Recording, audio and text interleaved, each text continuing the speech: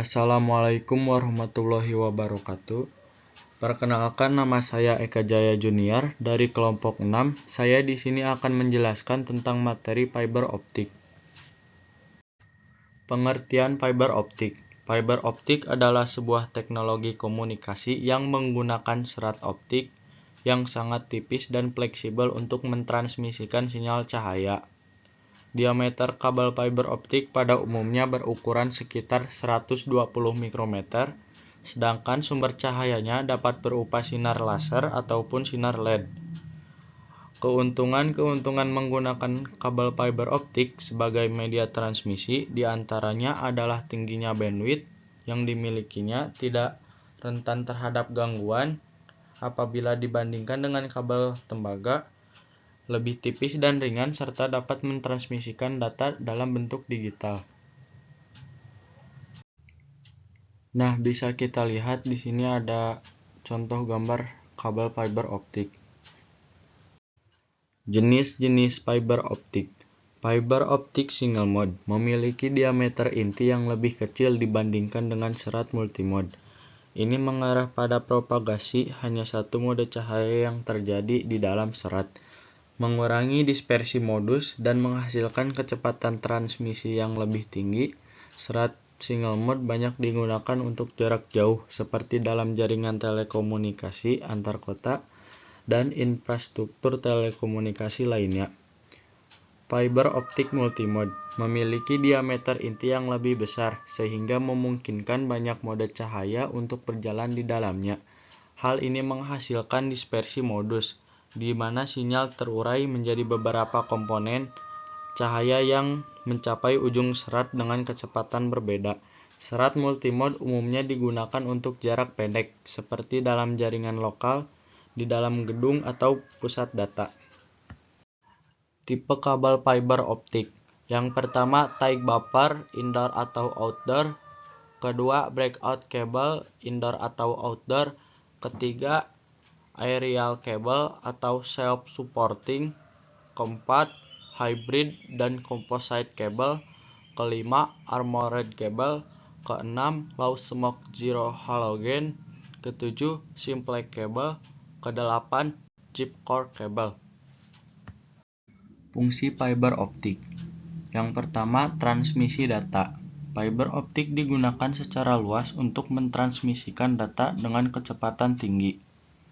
Kedua, telekomunikasi jarak jauh. Fiber optik digunakan untuk menghubungkan jaringan telekomunikasi di seluruh dunia. Ketiga, jaringan komputer. Fiber optik digunakan dalam jaringan komputer untuk menghubungkan server, switch, dan perangkat jaringan lainnya. Yang keempat, jaringan televisi dan kabel digunakan dalam industri penyiaran dan televisi kabel. Yang kelima, medis dan pendeteksian. Fiber optik juga digunakan dalam bidang medis untuk berbagai aplikasi. Yang keenam, sensor dan pengukuran. Fiber optik dapat digunakan sebagai sensor untuk mengukur suhu, tekanan, kecepatan aliran, dan parameter fisik lainnya.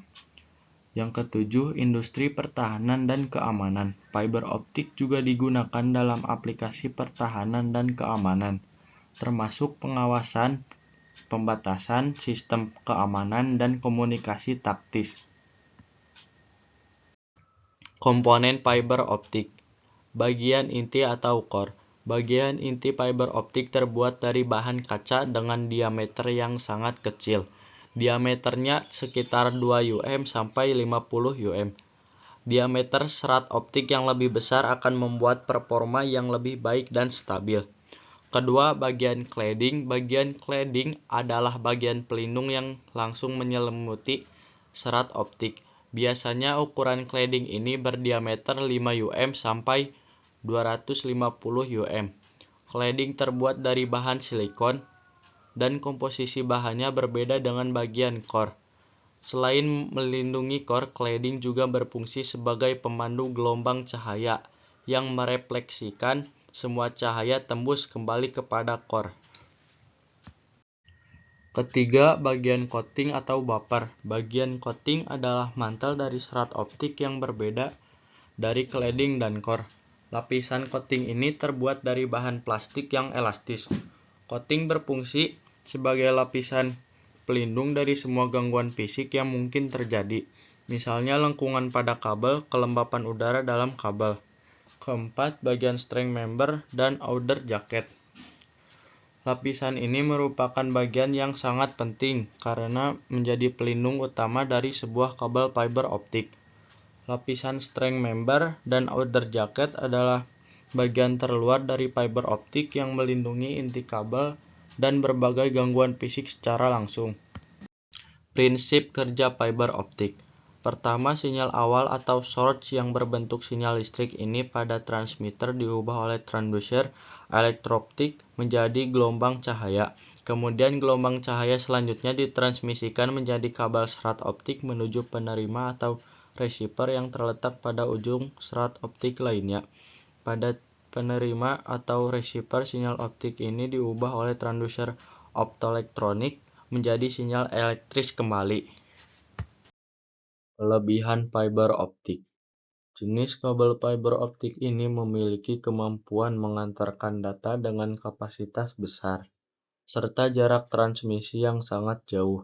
Dengan kapasitas gigabyte per detik, maka memberikan kebebasan bagi perusahaan-perusahaan internet dan telepon memilih bandwidth tinggi.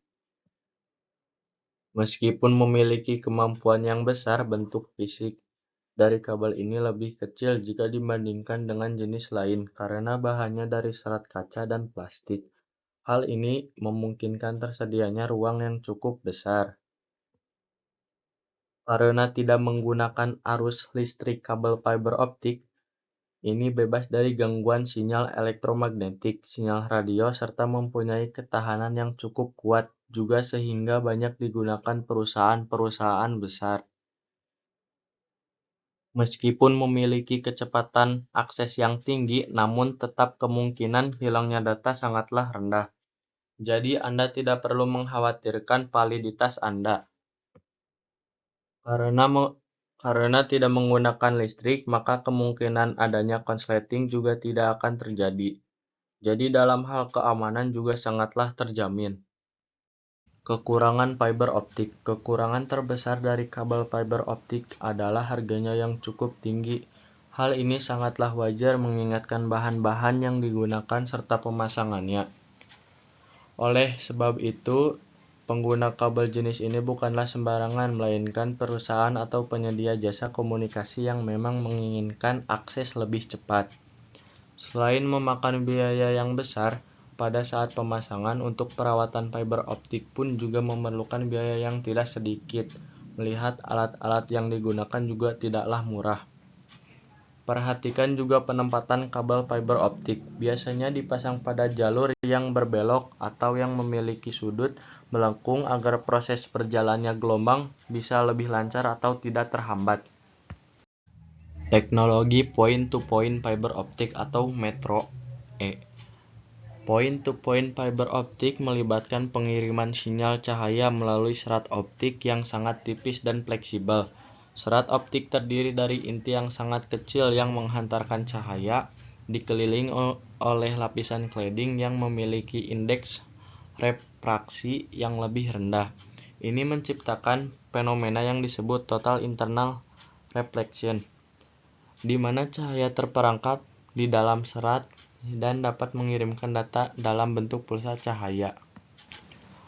Keuntungan utama dari teknologi point-to-point fiber optik adalah kecepatan dan kapasitas tinggi.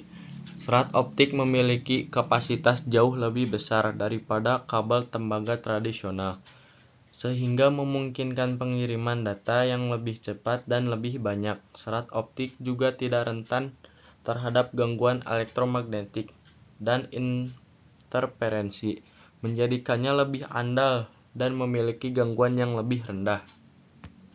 Teknologi Point-to-Multipoint (PTTX). Teknologi point-to-multipoint adalah sebuah sistem komunikasi di mana satu titik pusat atau poin dapat berkomunikasi dengan beberapa titik penerima multipoint secara simultan, memungkinkan transmisi data atau sinyal dari satu titik pengirim ke beberapa titik penerima dalam suatu jaringan. Keuntungan dari teknologi point-to-multipoint termasuk efisiensi spektrum, di mana satu sumber dapat melayani beberapa tujuan tanpa perlu alokasi spektrum yang terpisah untuk setiap titik penerima. Hal ini juga dapat mengurangi biaya infrastruktur karena titik pusat dapat digunakan untuk mengirimkan data ke banyak titik penerima, mengurangi jumlah perangkat dan kabel yang dibutuhkan. Selanjutnya adalah alat kerja fiber optik. Nah, di sini ada gambar splicer.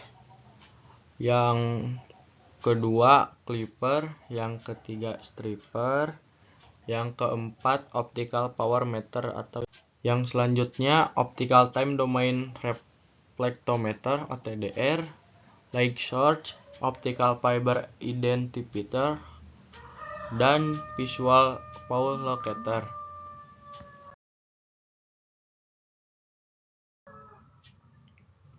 Sekian dari saya, terima kasih. Wassalamualaikum warahmatullahi wabarakatuh.